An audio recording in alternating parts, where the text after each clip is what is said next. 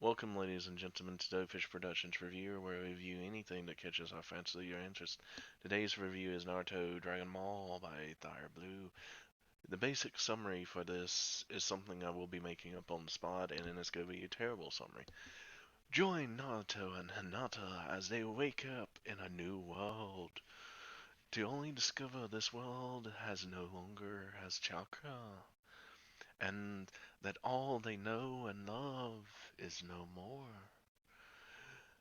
They join Rue and his dragon clan and start to fight for this world against demons, ninja, and evil corporations that are after them.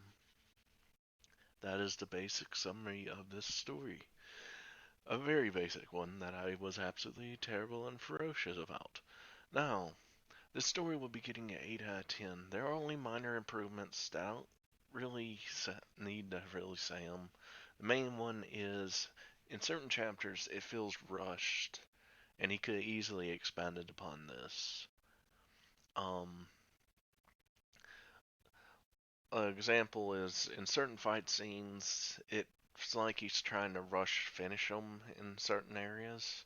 He could have easily expanded them by just adding a few more lines into combat, and even made it try to look like Naruto's having a mild hard time against these ninjas, even if he's overpowered in this fic a little bit.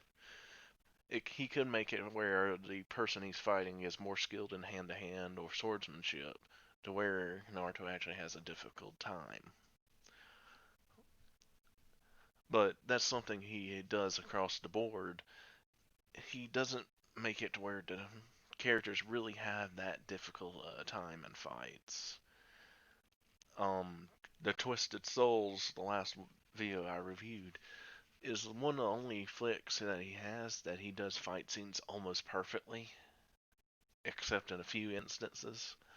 In the beginning, when he's fighting another ninja, he's actually put in difficult situations, which makes him learn from those fights. In this one, most of the battles he has, I don't think Naruto or Hinata actually take really that much from as a learning experience, not until later events that are full scale attack like events. That's the only time he actually has any learning experience, in my personal opinion. The That's pretty much all that I can think of at the top of my head that the series needs. There is another two or three things. One, I personally think Naruto and Hinata need to expand their arsenal and their abilities a tiny tad more in this particular fic to make it a little bit better, make it a little bit more diverse.